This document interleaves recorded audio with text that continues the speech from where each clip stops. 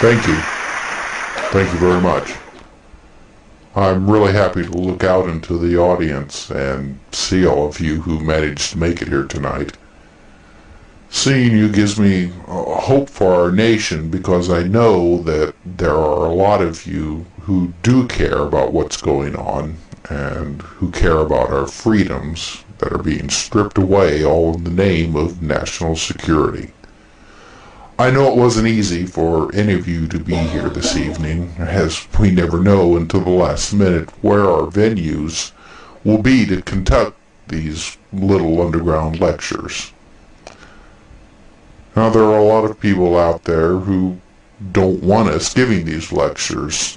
They don't want us questioning the government's policies and their efforts to squash the rights and freedoms of Americans. They say we're unpatriotic and treasonous to question what's going on, about why we're being lied to, and why it's now wrong to desire the freedoms that our fathers fought so bravely and died for. Well, I say that our day is coming when we'll seize back the control of our country from the thieves and crooks who have taken it for their own material gains. Our time will come again.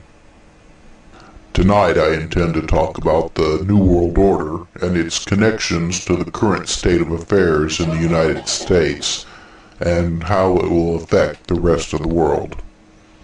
Also, I intend to discuss UFOs and their connections to the secret government. I received a lot of letters over the last couple of years asking my opinion about the current administration in Washington and their possible connection to the New World Order. You know, the neoconservatives who now run the United States are in no way related to the old conservative movement of less taxes and no big government. The neoconservatives and their partners, the religious right, have been completely taken over by the New World Order. Their mission: to use the military might of the United States to dominate the world. This in turn will break the U.S. economy as more and more money is spent on military expansionism. Now, the citizens of the United States will be forced to live in constant fear as government operatives, disguised as foreign terrorists, conduct terrorist operations throughout the country. The conservative administration will declare martial law and abolish all political parties, except for the conservatives. It's happening right now. Just listen to talk radio or read some of the books being released by the conservative mouthpieces. Most glorify the ultra-right movement and denounce the Democrats as treasonous. One author even writes that the Democrats should be taken out and shot. The neoconservatives are telling us exactly what they intend to do to our country and our freedoms. They want to make it so that there is only one legal political party, theirs. The rest, the Democrats, Libertarians, the Greens, any others, will be illegal and treasonous. Well, so much for democracy. Religion as we know it in the United States will also be under attack.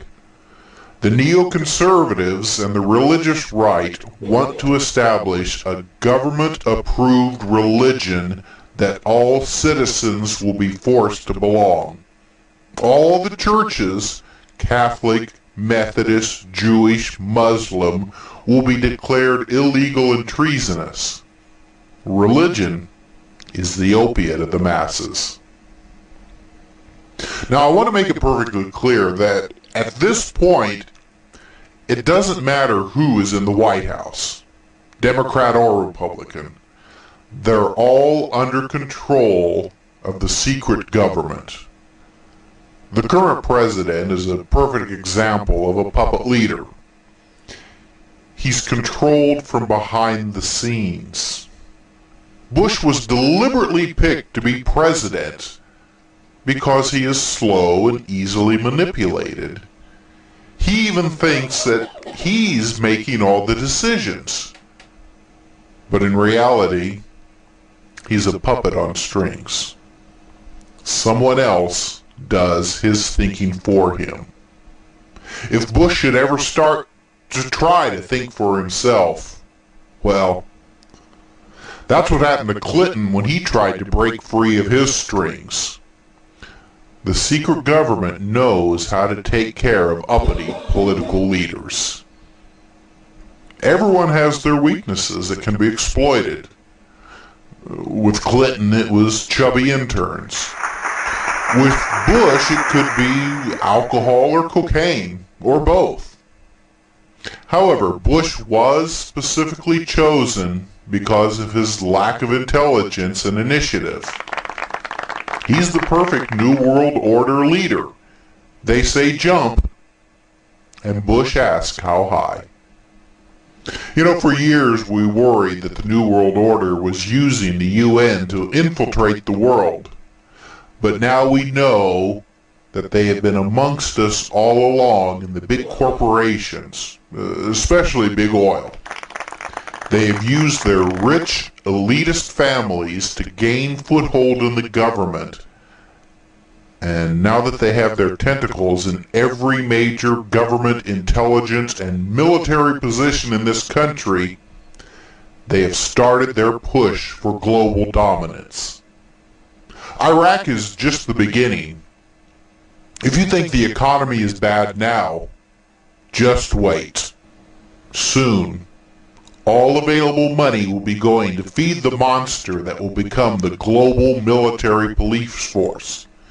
If you thought the Great Depression of the 1930s was bad, well, you ain't seen nothing yet. We are seeing the beginning right now. Are you better off now than you were during the last administration? Where did all the jobs go? Where did our balanced budget go? Where did our sons and daughters go when they died in Iraq? Where did our freedoms go? The secret government manipulates our political system to retain ultimate control of all citizens. Another method to exert control of the population, and developed as early as the 1930s, is mass mind control. The topic of mind control is elaborate and multi-layered. For the casual reader, it can quickly become numbing, overwhelming the senses and creating a desire to exit the topic.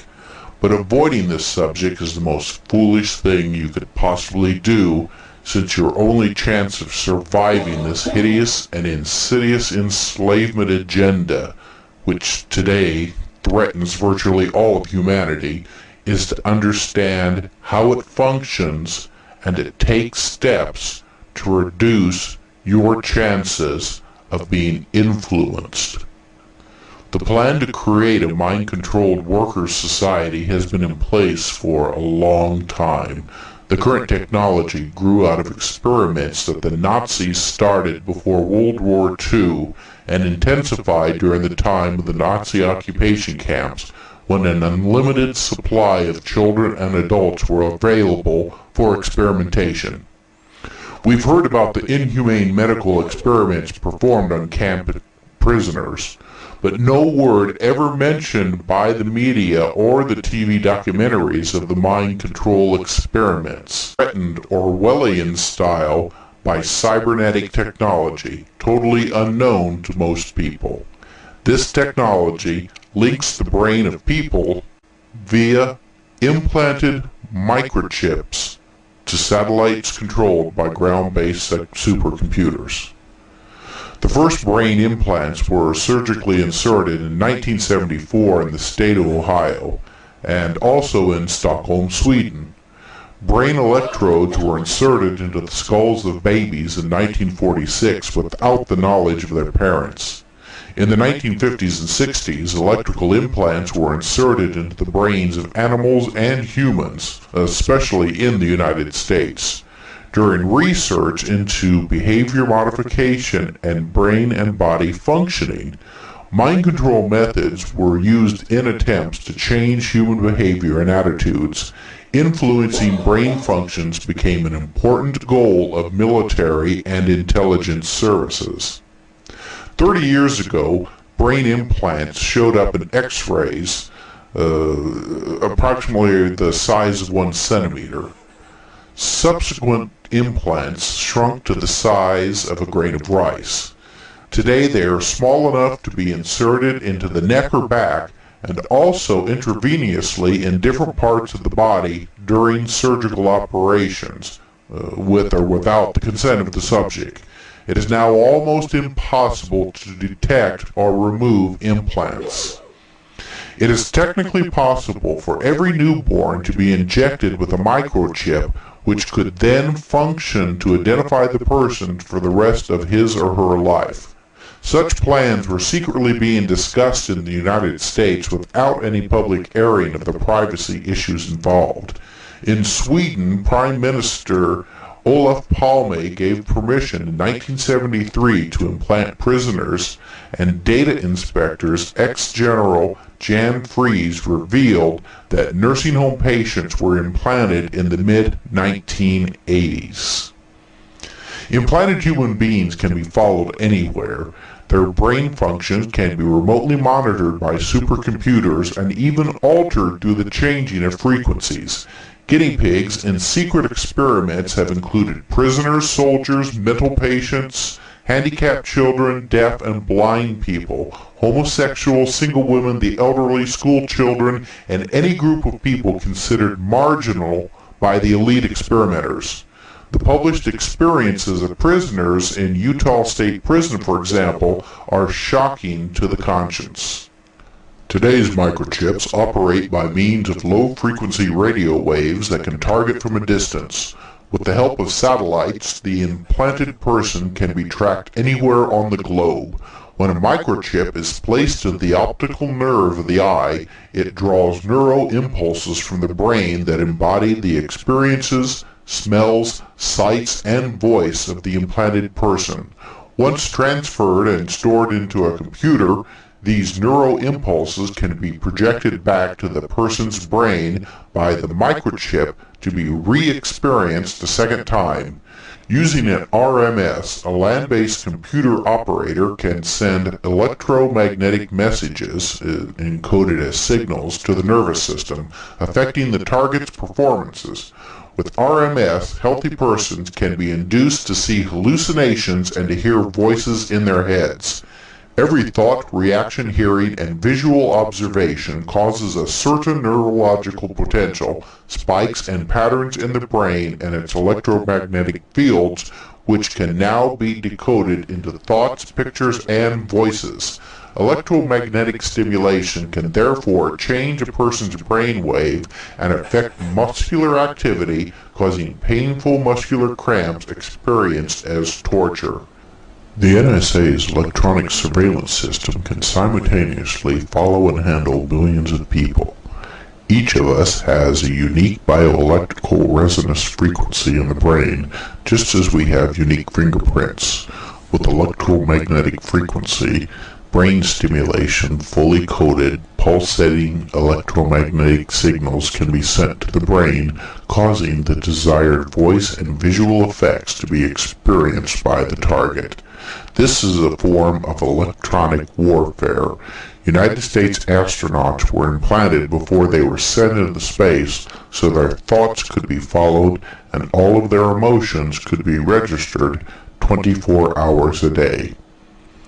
The Washington Post reported in May 1995 that Prince William of Great Britain was implanted at the age of 12. Thus, if he was ever kidnapped, a radio wave with a specific frequency could be targeted to his microchip. The chip's signal could then be routed through a satellite to the computer screen of police headquarters, where the prince's movements could be followed. He could actually be located anywhere on the globe. The mass media has not reported that an implanted person's privacy vanishes for the rest of his or her life. He or she can be manipulated in many ways using different frequencies. The secret controller of this experiment can even change a person's emotional life. He can be made aggressive or lethargic. Sexuality can be artificially influenced. Thought signals and subconscious thinking can be read, dreams affected, and even induced, all without the knowledge or consent of the implanted person. A perfect cyber soldier can thus be created. This secret technology has been used by military forces in certain NATO countries since the 1980s without civilian and academic populations having heard anything about it. Thus, little information about such invasive mind control systems is available in professional and academic journals. The NSA's Signals Intelligence Group can remotely monitor information from human brains by decoding the evoked potentials emitted by the brain. Prisoner experimentees in both Gothenburg, Sweden, and Vienna, Austria, have been found to have evident brain lesions. Diminished blood circulation and lack of oxygen in the right temporal frontal lobes result when brain implants were usually operative. A Finnish experimentee experienced brain deterioration and intermittent attacks of unconsciousness due to a lack of oxygen. Mind control techniques can be used for political purposes. The goal of mind controllers today is to induce the targeted persons or groups to act against his or her own convictions and best interest. Zombified individuals can even be programmed to murder and remember nothing of their crime afterwards. Alarming examples of this phenomenon can be found in the United States. This silent war is being conducted against unknowing civilians and soldiers by military and intelligence agencies. Since 1980, electronic stimulation of the brain has been secretly used to control people targeted without their knowledge or consent. An international human rights agreement forbids non-consensual manipulation of human beings, even in prisons, not to speak of civilian populations. In addition to electronic mind control, chemical methods have also been developed. Mind-altering drugs and different smelling gases affecting brain function negatively can be injected into air ducts or water pipes. Bacteria and viruses have also been tested this way in several countries. Today's super technology connecting our brain functions via microchips, or even without them according to the latest technology, to computers by satellites in the United States or Israel poses the gravest threat to humanity. The latest supercomputers are powerful enough to monitor the whole world's population. What will happen when people are tempted by false premises to allow microchips into their bodies? One lure will be a microchip identity card. Compulsory legislation has even been secretly proposed in the United States to criminalize removal of an ID implant. Are we ready for the robotization of mankind and the total elimination of privacy, including freedom of thought? How many of us would want to cede our entire life, including our most secret thoughts, to Big Brother? Yet, the technology exists to create a totalitarian new world order. Covert neurological communication systems are in place to counteract independent thinking and to control social and political activity on behalf of self-serving private and military interest. It is now known that the United States Air Force uses aerial mind control broadcast against civilian populations as well as enemy troops. Some of these actions against civilians are done with the intent of influencing public opinion and the outcome of elections. The U.S. military is aware that certain actions or procedures may not be acceptable to the American, that the mind-controlling technology is classified under non-lethal weapons. A 1998 news item states that the U.S. Air Force General John Jumper predicts that the military will have the tools to make potential enemies see, hear, and believe things that do not exist, and that the same idea was contained in a 15-volume study by the United States Air Force Scientific Advisory Board issued in 1996 on how to maintain U.S. air and space superiority on the battlefields of the 21st century.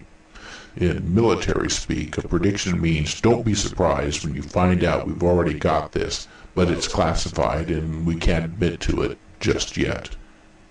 Now notice that General Jumper predicts that mind control technology will be used against potential enemies. The military and government agencies may apply this term to any group or individual that they perceive as a threat to their own interest.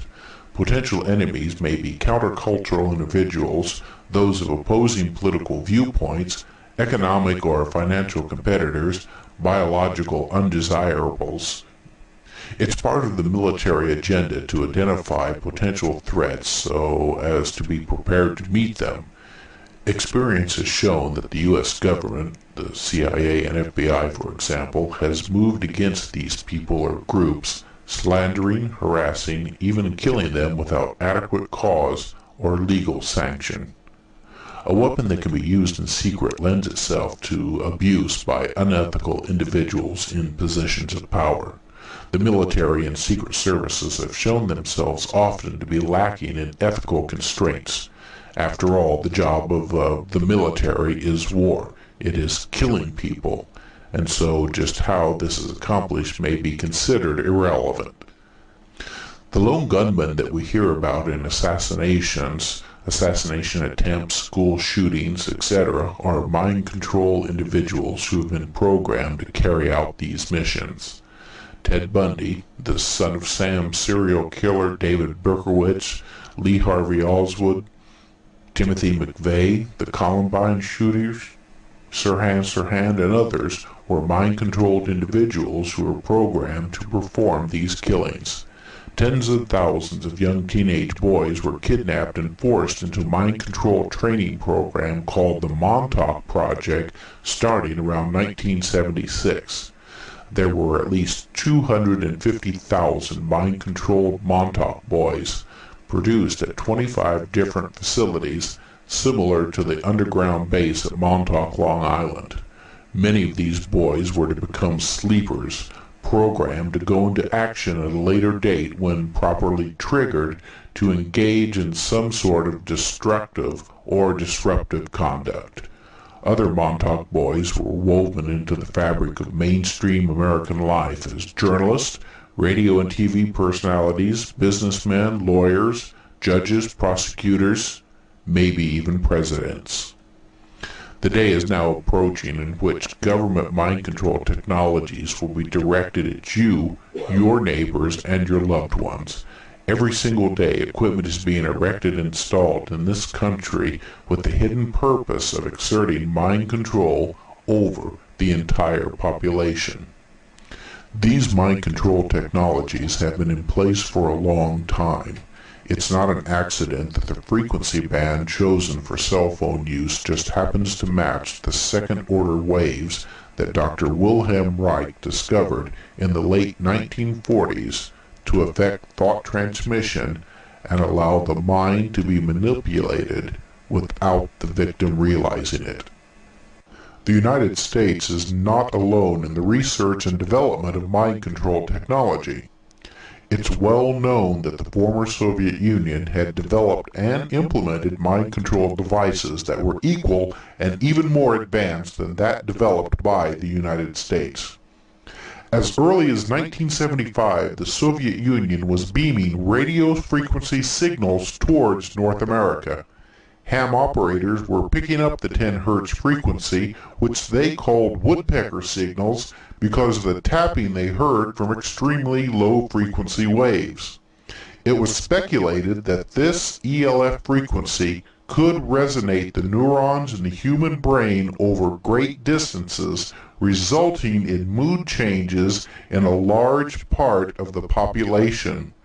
In response to the Soviets' ELF experiments, the United States developed its own high-frequency active auroral research program, known as HAARP. Located in Alaska, HAARP is a high-powered radio transmission research facility jointly operated by the U.S. Navy, Air Force, and several universities. This facility is able to send very low frequency and extra low frequency waves at energy levels sufficient to affect entire regional populations. What other objective can there be but to control people with this device?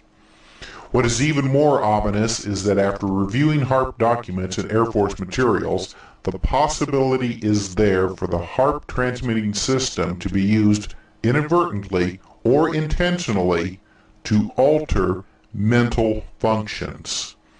A radio transmitter carrying a pulsed wave of 6 to 12 pulses per second, acting in resonance with the radio waves which serve as a carrier, could, if modulated in just the right way, disrupt minds and cause serious negative health effects on humans and animals.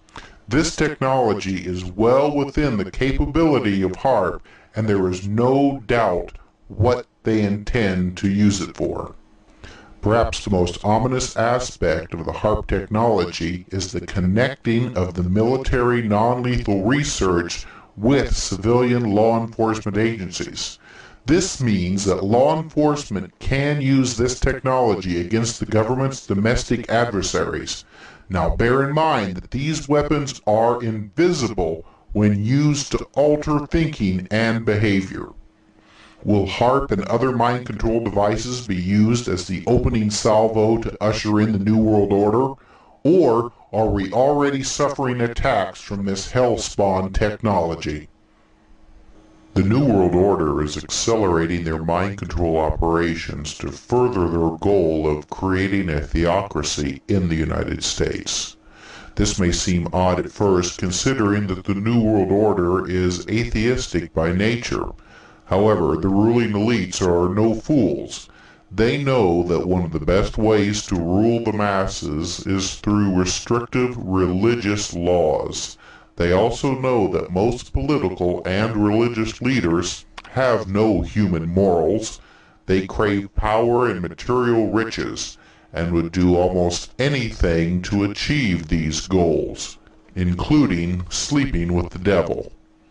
There are many people in the United States who would gladly torture and kill their neighbors and family if the government, using the veneer of God and religion, told them to do so. It's no mystery why the United States is undergoing a fundamentalist religious movement right now. It is being formulated and nurtured by the New World Order. Now don't mistake the current religious movement with the church that most of us grew up with. The new religious movement has nothing to do with Christianity as we know it. Instead, the new religious movement is all about political power and the ultimate control of the population. Right now, there is a movement in Washington to push a law through Congress that would acknowledge God as the sovereign source of law, liberty, and government in the United States. What's more, it would forbid all legal challenges to government officials who use the power of the state to enforce their own view of God's sovereign authority. Any judge who dared even hear such a challenge could be removed from office. The Constitution Restoration Act of 2004 is no joke. It was introduced recently by some of the Bush regime's most powerful congressional parasites. If enacted, it will effectively transform the American Republic into a theocracy, where the arbitrary dictates of a higher power, as interpreted by a judge, policeman, bureaucrat, or president, can override the rule of law. The act, drafted by television evangelist and New World Order spokesperson Pat Robinson, is the fruit of decades of work by a group of extremists known broadly as dominionists.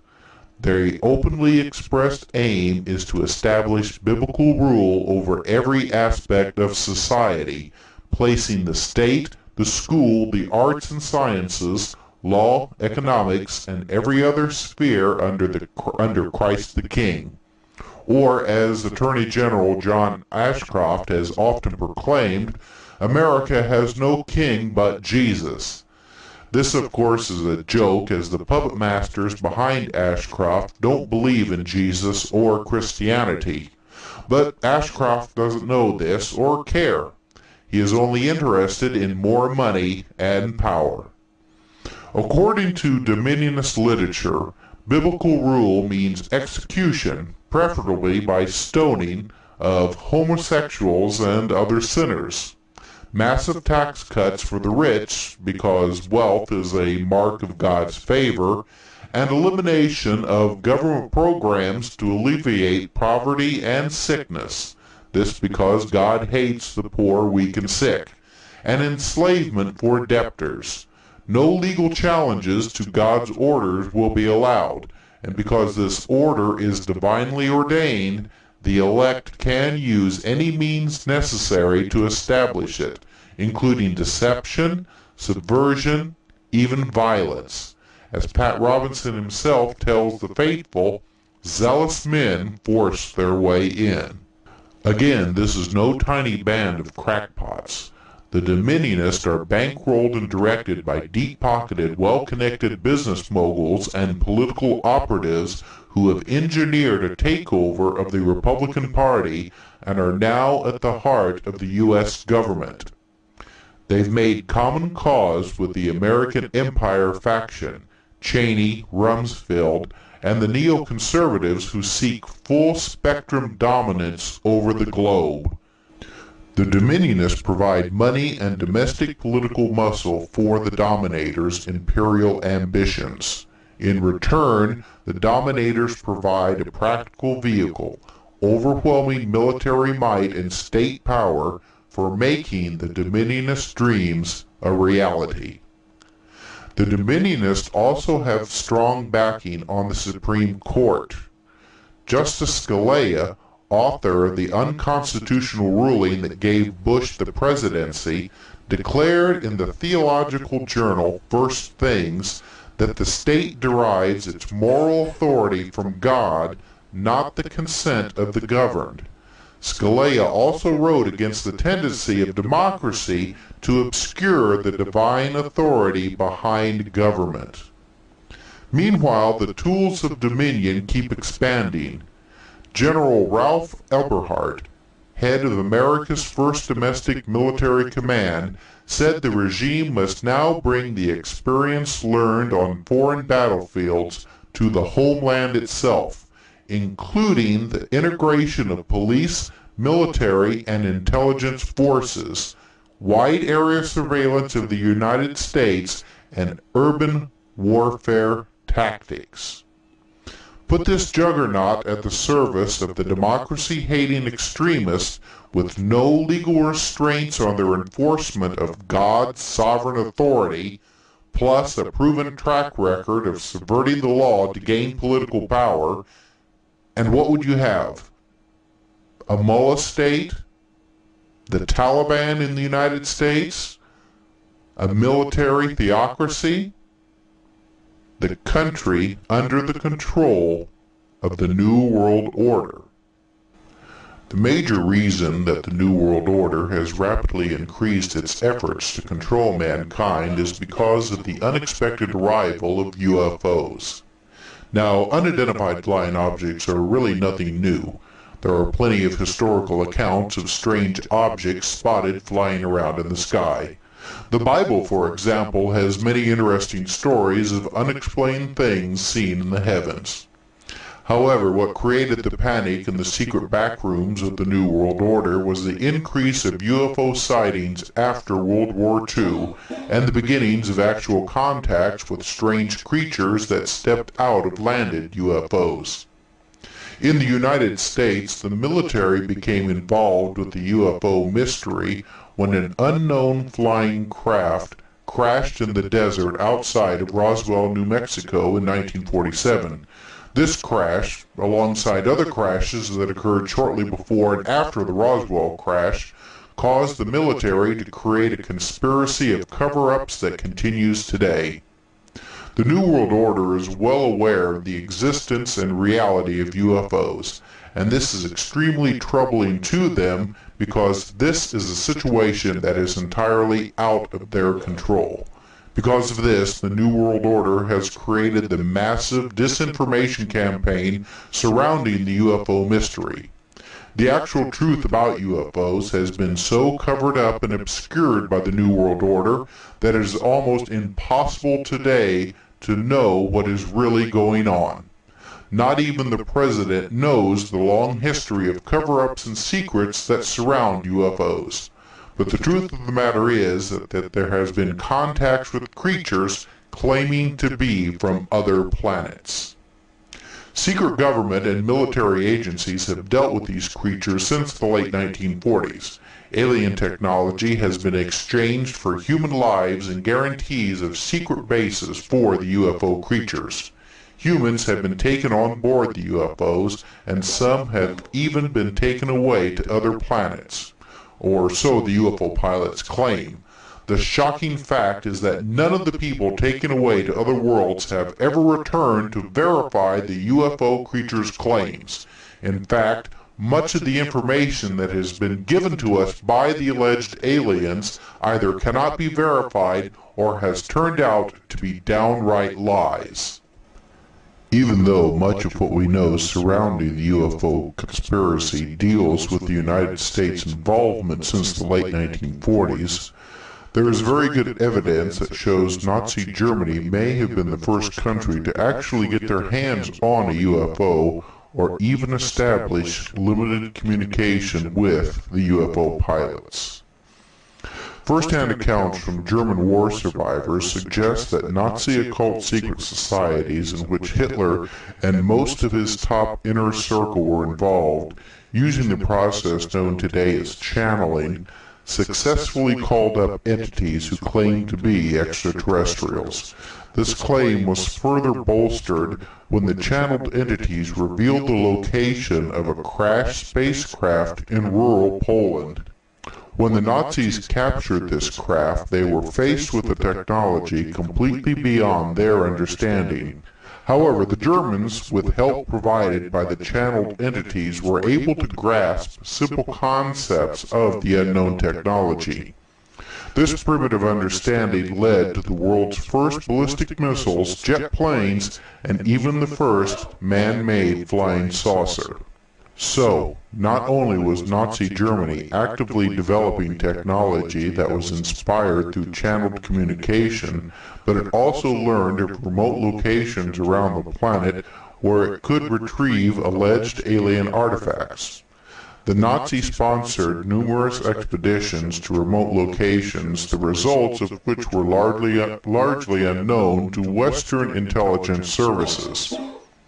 A number of U.S. intelligence sources testified that Nazi Germany had indeed developed technology that resembled modern-day UFOs. According to Virgil Armstrong, a former CIA agent, we know that in the early parts of the war there were certain factions of the Allied forces that did not believe that Hitler had a secret weapon, and it wasn't until the Americans made much emphasis on this that they began to look at it seriously and indeed did discover that Hitler not only had a secret weapon, he had what we would call a UFO or spacecraft. More disturbing from the perspective of Western intelligence sources was the possibility that Nazi Germany was secretly being given assistance from an alien race. That Nazi Germany received assistance from extraterrestrials was suggested by the father of modern rocketry, Hermann Oberth, who confirmed a Nazi alien connection when he stated, "We cannot take credit for our record advancement in certain scientific fields alone. We have been helped." When asked by whom, he replied, "The peoples of other worlds." The likelihood that Nazi Germany had come into possession of a crashed alien craft may have been evidence of some form of assistance given to Nazi Germany by one or more alien races. At the end of the war, the superiority of Nazi Germany's technology was starkly revealed by correspondence between Major General Hugh Kinnear, Deputy Commanding General for Administration of U.S. Strategic Forces in Europe, and Lieutenant General Karl Spaatz in March 1945. Kinnear wrote, "Occupation of German scientific and industrial establishments has revealed the fact that we have been alarmingly backward in many fields of research. If we do not take this opportunity to seize apparatus and the brains that developed it, and put this combination back to work promptly, we will remain several years behind while we attempt to cover a field already exploited." This suggests that the years Nazi Germany had in developing alien-inspired technologies, while the Allied powers were skeptical of the communication techniques used by the Nazi sponsorship of occult societies, were crucial. After it became known that Nazi Germany's offensive weapons capabilities were derived from its communications with alien races and likely recovery of alien technology, Britain, the United States, and even the Soviet Union were already far behind the technological discoveries made by the Nazis. The official defeat of Nazi Germany and Imperial Japan in 1945 was in fact a tactical victory that masked a major strategic defeat for the victorious Allies that was kept from the general public. A significant proportion of Nazi Germany's political elite and their most advanced alien technology and fully operational saucer ships had escaped from Allied occupational forces.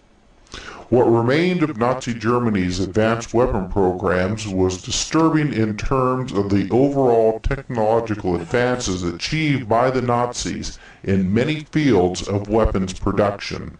The fact that the Nazis had removed most of their advanced secrets, technology, and personnel during the run-up to the final defeat of Germany would have been a huge shock to Allied leaders once it became clear what had occurred. Rather than the final months of the Second World War being a last desperate gamble by a megalomaniac Nazi leadership that could not accept inevitable defeat, it was in fact a holding action for a methodically well-planned extraction of the Nazis' most valuable resources and personnel to well-prepared remote locations in the Antarctic and South America. This allowed the Nazis to continue their unique social system and plan to eventually play an important, if not dominant, role in global affairs. The Nazis had sufficient time and resources to prepare for such an exodus given their extensive business links, front companies, and connections with South American governments and companies. The well-equipped Nazi expeditions to the Antarctic in the pre-war period allowed the Nazis to familiarize themselves with the Antarctic terrain and lay the foundations for any post-war role to be played by these territories. During the war itself, extensive submarine activity in the region of Antarctica suggested that the Nazis could have been building bases. After Germany's unconditional surrender on May 8, 1945, Nazi submarine activity in the Antarctic region continued as evidenced by a report from the French press agency on September 25, 1946. The report stated that continuous rumors about German U-boat activity between the southernmost tip of Latin America and the continent of Antarctica are based on true happenings. What compounded this realization of a Nazi elite exodus to Antarctica was evidence that alien races were indeed visiting the Earth. The alien presence would now be a factor in the Allies pursuing and destroying the remnants of Nazi Germany that had relocated to Antarctica and South America, and who were now using their fully operational saucer ships to move around the planet and possibly even fly into deep space. Many of the UFOs witnessed in the most immediate post-war era were fully operational Nazi spacecraft. A little-known effort to once and for all end the Nazi threat occurred with a naval military expedition led by Admiral Richard Byrd to the Antarctic in 1946 and 47. Byrd's military expedition was named Operation High Jump. The Antarctic summer of 1946 and 47 was the first opportunity to mount such a large military expedition to the frigid regions of Antarctica. Coming so soon after the end of the Second World War, it was a puzzle why such a large armada would travel to Antarctica at a time of increasing Cold War tensions and decommissioning of naval personnel, unless the expedition was sent to militarily deal with some of the unresolved issues from the war itself, remnants of the Nazi elite hidden in an underground base or bases. The Byrd mission was scheduled to last up to 6 months, but ended in a mere 8 weeks because it had, according to Chilean press reports, run into trouble and that there had been many fatalities. If the true goal of the mission was to locate and eradicate any Nazi bases, the press reports and early end to the mission indicated dismal failure and a rude awakening for the U.S. Navy. A March 5, 1947 Chilean press interview of Admiral Byrd after the premature end of Operation High Jump suggested that there had indeed been a military failure and that there was a new threat located at the South Pole. Admiral Byrd declared that it was imperative for the United States to initiate immediate defense measures against hostile regions. The Admiral further stated that he didn't want to frighten anyone, but it was a bitter reality that in case of a new war, the continental United States would be attacked by flying objects which could fly from pole to pole at incredible speeds. It was clear that the best the U.S. Navy could muster was no match for the small but well-armed Nazi elite that survived the war in their remote Antarctic location. Indeed, the possibility that the Nazis were receiving alien assistance in fending off the United States attack could not be discounted. The Nazi efforts through occult groups to communicate with an advanced civilization may have resulted in the elite Nazis being assisted in relocating to the hidden Antarctic base and possibly receiving significant alien support from any attack by the United States and its allies.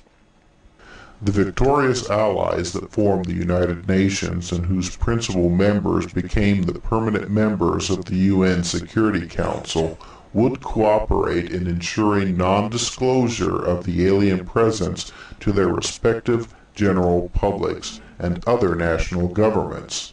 This suggested that the United Nations Security Council provided an important forum for the permanent members to coordinate their respective national policies on aliens and ensuring non-disclosure of the alien presence and/or discovery of alien technology. The second major policy adopted for globally managing alien affairs was that the alien connection with Nazi Germany and the survival of the Nazi elite in remote locations in Antarctica and South America would not be disclosed to the general public and most elected public officials by those national governments aware of the Nazi exodus. This was to ensure that there would be no reemergence of the Nazi ideology as the basis of new national governments anywhere in the world, and of Nazi elites capturing a major state for promoting their Nazi belief systems. This posed considerable difficulties in South America, where many governments had strong pro-Nazi sentiments and had provided material support and safe havens for the Axis powers. Countries such as Antarctica, Paraguay, Chile, and Brazil were carefully watched due to strong pro-Nazi sympathies among political elites and the potential for these states to be vehicles for the spread of Nazism, fascism in the South American continent. Indeed, much of the Cold War struggle that occurred throughout South America was an effort to contain the spread of Nazism, fascism, and the need to rein in the influence of Nazi enclaves that influenced governments on this continent. The fear was that South America could one day become a vehicle for a renewed effort by the remaining Nazi elites for regional, if not global, domination. The Cold War struggle in South America was a covert means for the United States and the Soviet Union to minimize the threat posed by the escaped Nazi elite by exhausting South American states in a series of political and economic crises. These perennial crises would ensure that no South American state could ever achieve the kind of economic potential that would enable it to develop the industrial capacity and the technological base that would provide the Nazi elite with a vehicle for achieving a leadership role in regional and/or world affairs. The third major policy adopted for globally managing alien affairs was that all alien-inspired technology left by Nazi Germany was divided between the victorious powers of the United States, Britain, France, and the Soviet Union in terms of who had possession of this technology or scientists in their respective zones of control in occupied Germany and former occupied territories. Each Allied state incorporated this technology into their respective military efforts aimed at weapons development and intelligence acquisitions. Each of the major Allied states had its own version of Operation Paperclip, where the United States sponsored the removal of Nazi scientists to the U.S., even in cases where they had strong pro-Nazi records, thereby violating U.S. immigration laws. These efforts of recruiting Nazi scientists were distinguished by the continuation of many Nazi-sponsored projects in the United States and Soviet Union. The expatriation of former Nazi scientists was particularly important in a number of fields where the Nazis used slave labor and/or unwilling human subjects in testing and developing extraterrestrial-inspired technologies. The restrictions on such experiments in the United States and other democratic nations meant that these Nazi scientists had a wealth of experience that could not be easily replicated in the U.S. and elsewhere.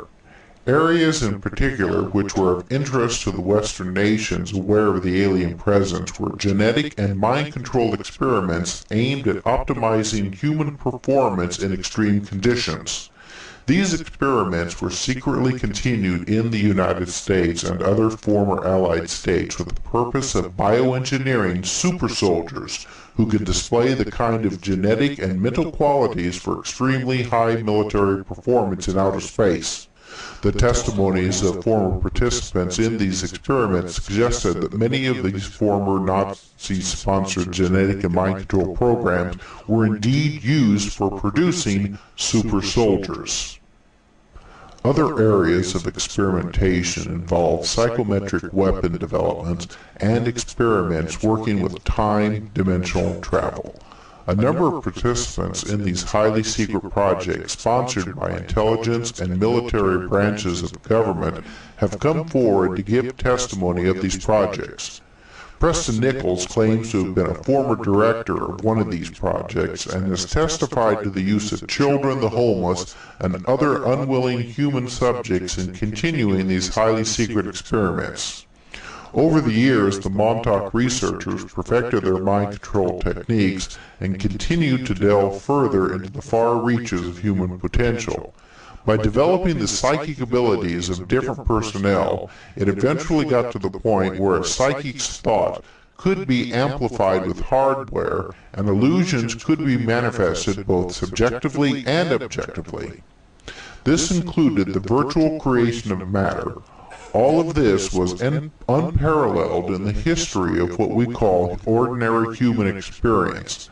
But the people who ran the Montauk Project were not about to stop. They would reach even further into the realm of the extraordinary.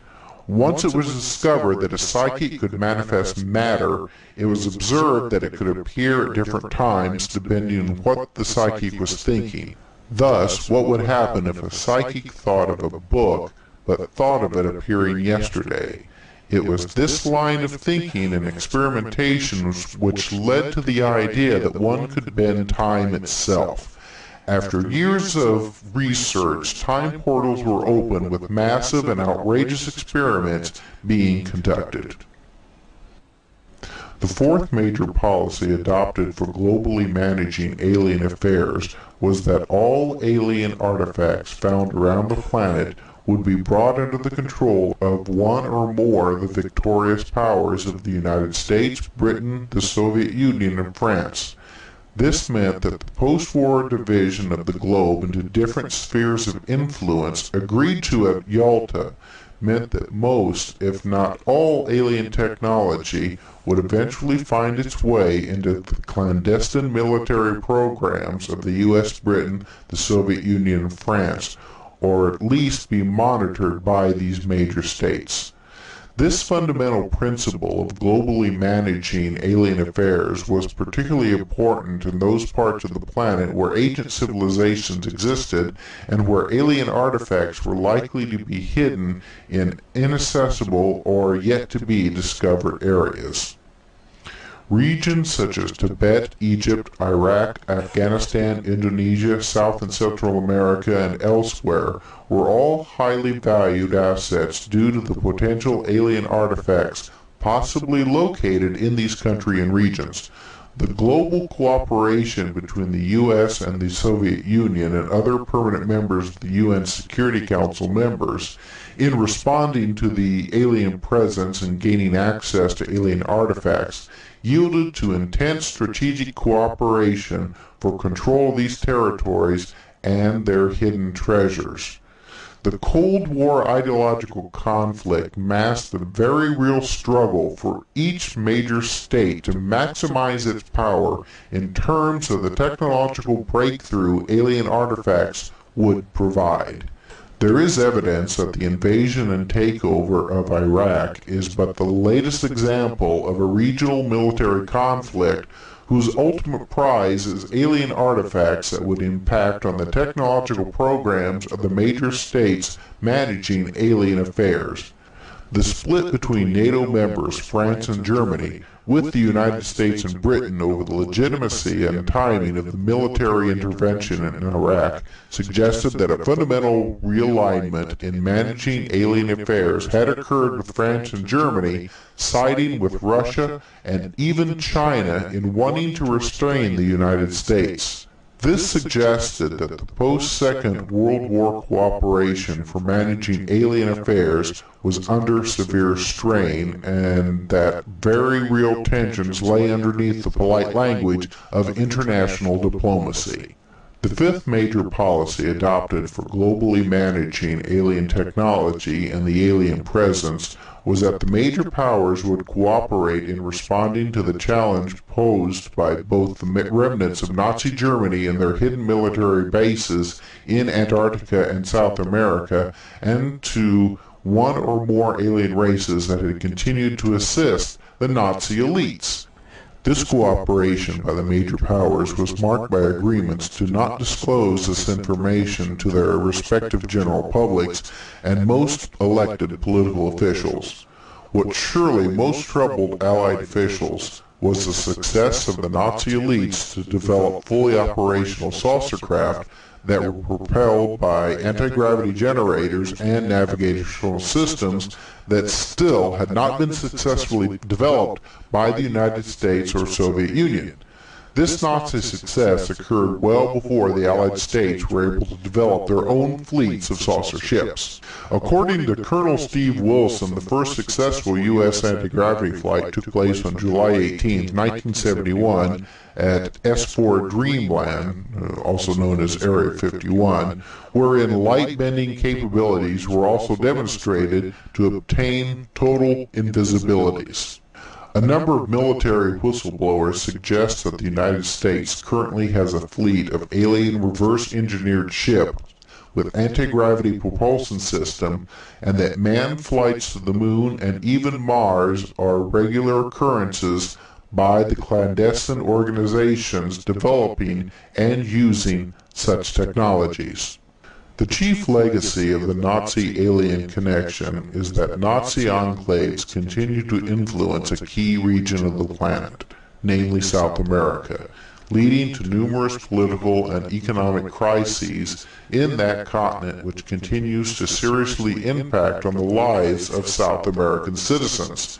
Furthermore, there are claims by a number of researchers that Nazism continues to covertly influence government policy at the highest level in countries such as the United States, Russia, and to a lesser extent, Britain and France, through the Nazi scientists and intelligence officials brought into those countries after the Second World War.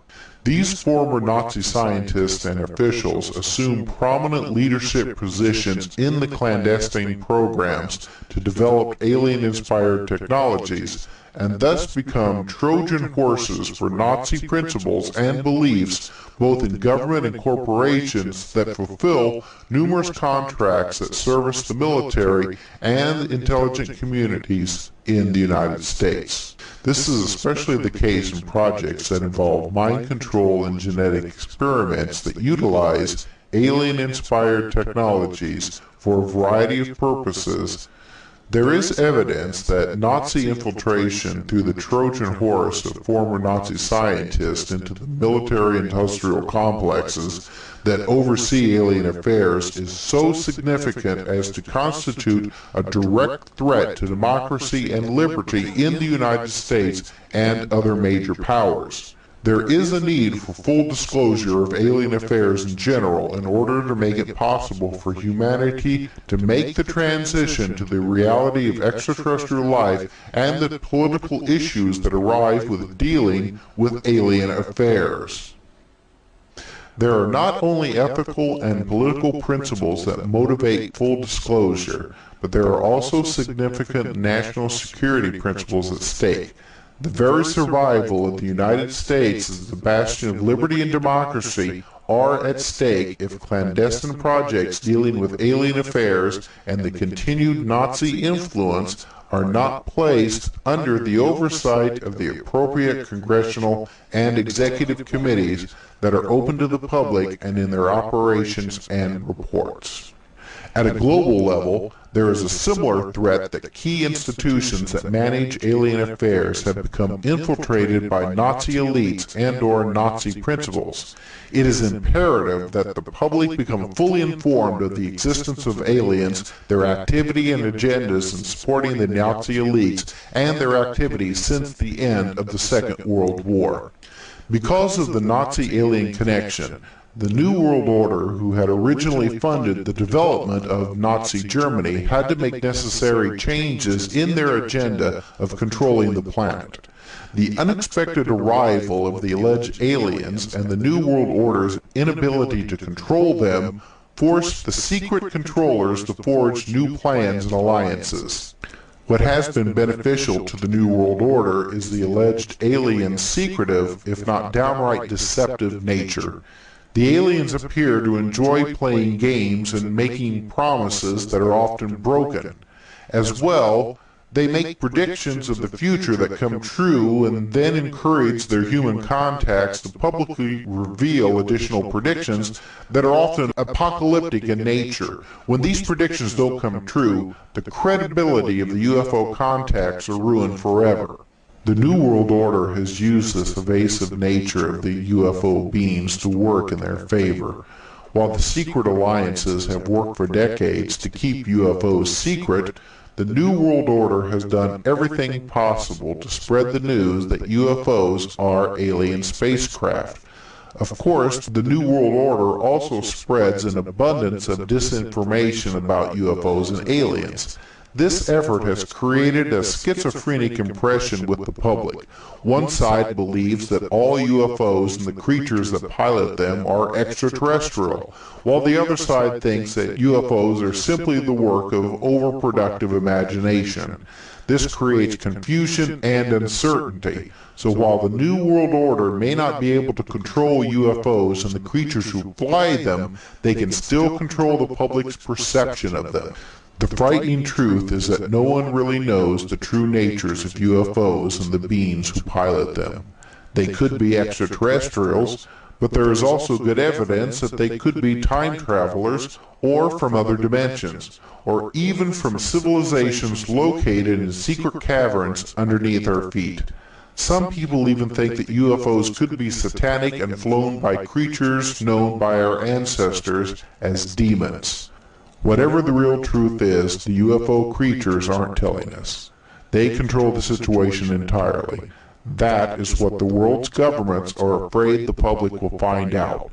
Not that UFOs are real. They know the UFOs are real. What they don't know is who the UFO pilots are, where they come from, or what they really want. We are helpless to prevent them from flying in our skies or even controlling us completely. They have the upper hand, and there is nothing we can do about it. One of the more intriguing aspects of the UFO conspiracy is the continuing rumors of secret underground bases in the United States and other countries. Many of these secret bases are alleged to be cooperatives with the U.S. military and various extraterrestrial races. These stories are nothing new. I heard these rumors circulating in the halls of the Pentagon years before they became public to UFO researchers. There is no doubt that there are secret underground military bases in such locations as Area 51 in Nevada and Pine Gap in Australia. However, it's still open to debate whether or not some of these bases also house UFOs and the alleged aliens who pilot them. I will tell you that the secret NSA remote viewing project that I participated in during my days at Fort Meade, Maryland, did unintentionally view several top secret underground facilities located in the western parts of the United States. We were not allowed to compare notes or even openly discuss our individual responses to target areas. But we did talk to each other after hours, and all of us had the same impressions that some of these bases were involved in contacts with creatures that were not human as we define the terms. Suffice to say that there are secret underground bases out there that contain more than just the normal earthly military hardware. Dulce is a small, quiet town in northern New Mexico. There's nothing about Dulce to distinguish it from the thousands of other towns just like it all across the country. But, according to some, Dulce harbors a deep, dark secret. The secret is harbored deep below ground where allegedly there is an underground base said to be a joint government alien biogenetic laboratory designed to carry out bizarre experiments on animals and even humans. Some of what we know about the Dulce facility comes from a former security guard named Thomas Costello. In late 1979, Thomas could no longer cope with the awesome reality he had to confront. As a high-level security officer at the top-secret base, he had seen things that left him deeply disturbed. After careful consideration, he decided to desert the facility and take a few items with him as proof of his fantastic story. Using a small camera, he took over 30 photos of areas within the multi-level complex. He collected documents and removed a security videotape from the control center which showed various camera views of the hallways, labs, U.S. government personnel, and even what he said were aliens. Then, by shutting off the alarm and camera system in one of the over 100 exits to the surface, he left the facility with his shocking evidence. The originals were hidden after 5 sets of copies were made and distributed. Thomas was ready to go into hiding, but when he went to pick up his wife and young son, he found a van and government agents waiting.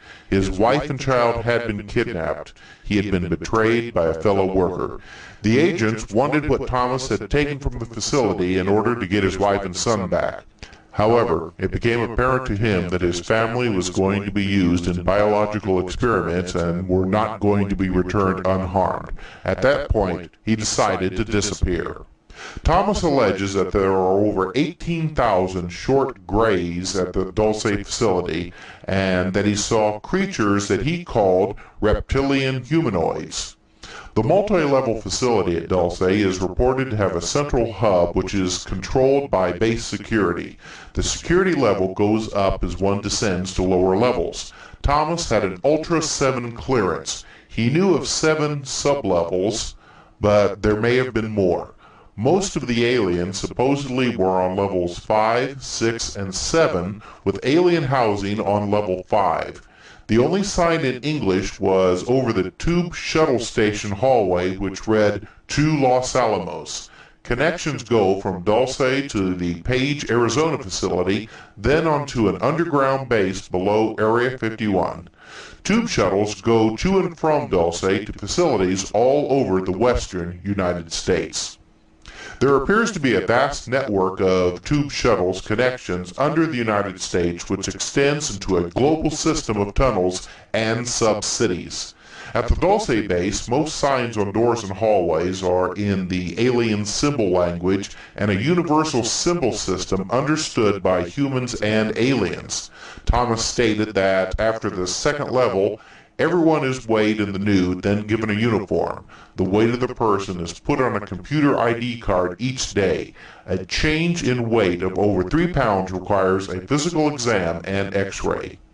All elevators are controlled magnetically.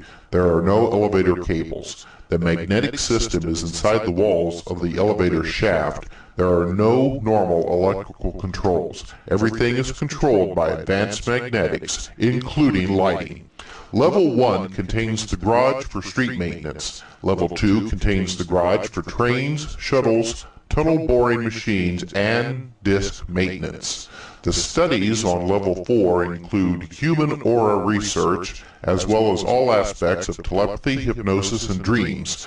Thomas says that they know how to separate the bioplasmic body from the physical body to place an alien entity life force matrix within a human body after removing the soul life force matrix of the human. Level 6 is privately called Nightmare Hall. It holds the genetic labs where experiments are done on fish, seals, birds, and mice that are vastly altered from their original form. There are multi-armed and multi-legged humans and several cages and vats of humanoid, bat-like creatures as tall as 7 feet. The aliens have taught the humans a lot about genetics, things both useful and dangerous. The gray and reptoid species are highly analytical and technologically oriented. They have had ancient conflicts with the Nordic humans and other space societies and may be staging here for a future conflict. Intensely into computing and bioengineering scientists, they are led to doing reckless experiments without regard for what we consider to be ethical and empathetic conduct towards other living creatures. It was when Thomas encountered humans in cages on level 7 of the Dulce facility that things finally reached a climax for him. Row after row of thousands of humans, human mixture remains, and embryos of humanoids were kept in cold storage. He says he frequently encountered humans in cages, usually dazed or drugged, but sometimes they cried and begged for help. The workers were told that these people were hopelessly insane and involved in murder. Schneider claimed that back in 1954, under the Eisenhower administration, the federal government decided to circumvent the Constitution of the United States and form a treaty with alien entities. It was called the 1954 Granada Treaty, which basically made the agreement that the aliens involved could take some cows now and then and also test their implanting techniques on a few select human beings. But they had to give details to the government about the people. In return, the United States would get alien technology that would help them defeat the Russians. However, After the bases were built and the aliens firmly established, the government realized that they had been fooled. There was no promised technology, and the aliens did what they wanted when they wanted. They were in total control. Schneider said that he was involved in building an addition to the deep underground military base at Dulce. The base goes down 7 levels and is over 2.5 miles deep. At that particular time, workers had drilled 4 holes in the desert and were going to link them together and blow out large sections at a time. Schneider's job was to go down the holes and check the rock samples and recommend the explosives to deal with the particular rock. As the crew was headed down, they found themselves amidst a large cavern that was full of creatures known as the Large Greys. Schneider says that they had surprised a whole underground base of existing aliens. Later, they found out that the creatures had been living on our planet for a long time, perhaps 1,000,000 years. According to the late Bill Cooper, a confrontation broke out between the human scientists and the aliens at the Dulce underground lab. The aliens took the scientists hostage, and Delta forces were sent in to free them, but they were no match for the aliens' weapons. 66 people were killed during this action. As a result, we withdrew all joint projects for at least 2 years. Some remote viewers who were in the same NSA operation as myself told me personally that centuries ago, the people who were the creators of what we now call the New World Order entered into a pact with an alien nation hidden within the Earth. The U.S. government in 1933 agreed to trade animals in exchange for high-tech knowledge and to allow the creatures to use underground bases in the western United States. A special group was formed to deal with these alien beings. In the 1940s, these creatures began shifting their focus of operations from Central and South America to the United States. These creatures could be the same beings who were in contact and helping the German Nazis. Now they are slowly spreading like cancer to the United States. Skeptics have expressed doubts about the existence of secret underground bases. They always ask, where's all the dirt? Well, one method of tunneling that has been available to the military since the 1950s and is now just being considered for public use is nuclear tunnel boring. The method for tunneling involves melting rock using a machine in which the molten material can be disposed adjacent to the boring zone in cracks in the rock and as a glassy wall lining of the formed tunnel. The heat source can be electrical or nuclear, but for deep drilling, a nuclear reactor is preferred. This amazing boring device is capable of drilling at depths totally inaccessible with previous drilling techniques. The stories that surround the secret underground bases and tunnels all seem to be connected to a thread involving the same types of alleged UFO entities, namely the Greys and reptilians. These are beings that are fairly recent to the UFO scene, emerging as the dominant creatures associated with UFOs sometime in the early 1970s. Before that time, most reported UFO contacts involved human-looking aliens, often referred to as the Nordics because of their light-skinned, blue eyes and blonde hair.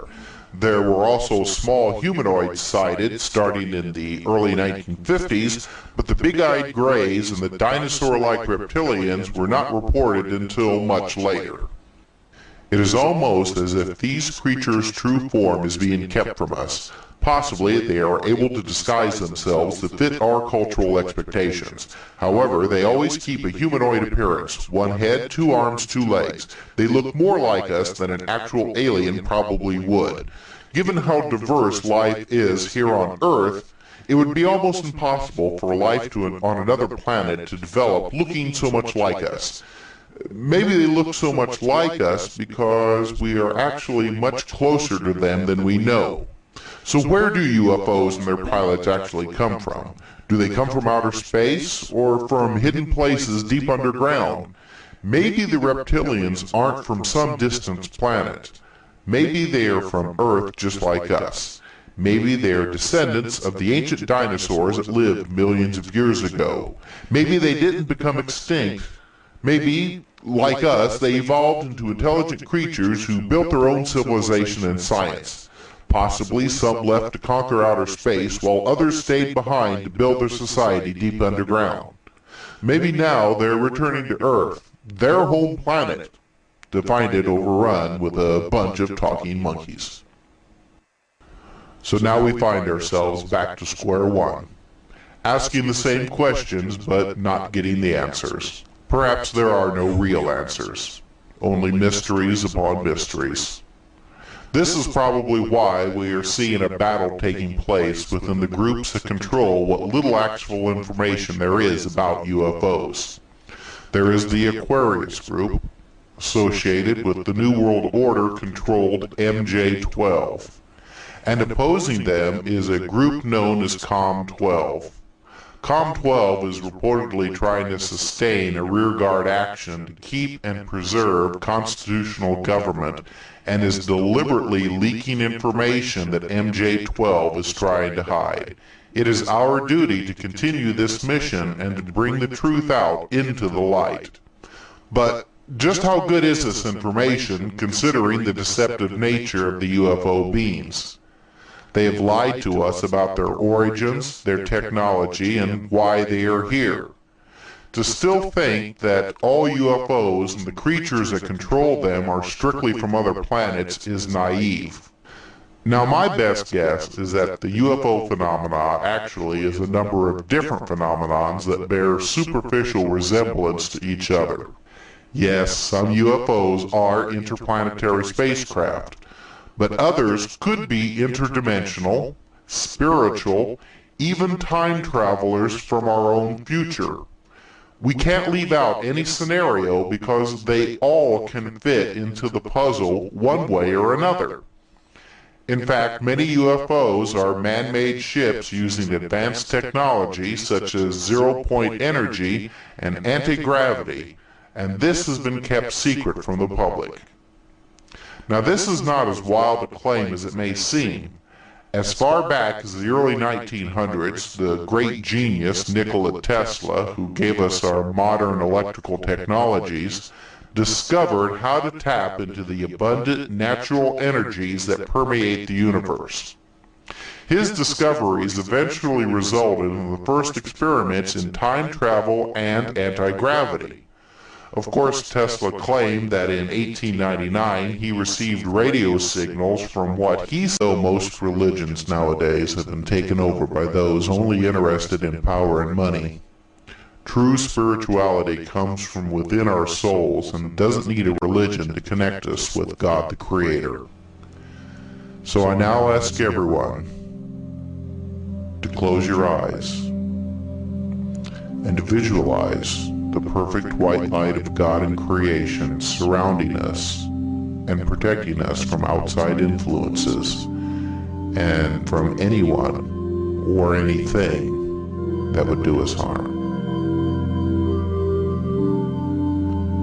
I pray to God the Creator to protect us in our mission to bring truth and enlightenment to the starving souls on planet Earth. We acknowledge that we are all one with God the Creator, and that we all contain within us the seed of divine love and creation. We all have a unique place within the universe, and God has a special task for us.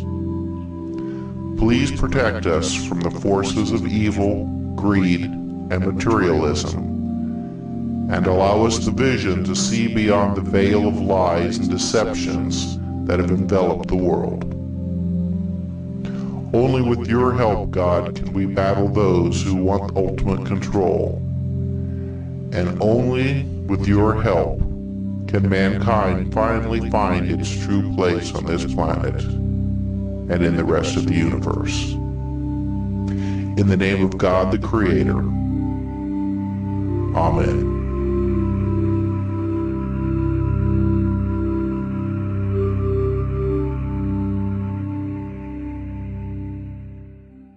So I'd like to thank you all for being with me tonight. Those of you in the studio and those of you watching by our secure internet feed. Tonight I've just barely scratched the surface of the complex situation in today's world. But it's a good place to start. It is now up to you to spread the word about the great lies that are fed to us every day. It is up to you to help open the eyes of those who have been asleep and allow the wolves at our door to move in and set up house. Now this won't be easy. Those in control will use every power in their means to try and stop you. But for those of us who love our country, our freedom, and our planet, we know the truth, and we will not be stopped. We have the greatest weapon of all, and with God's help, we will spread the truth to the rest of the world. And those who conspire to benefit themselves by suppressing our rights and our freedoms, well, they will crumble in the light of truth. Thank you very much, and God bless.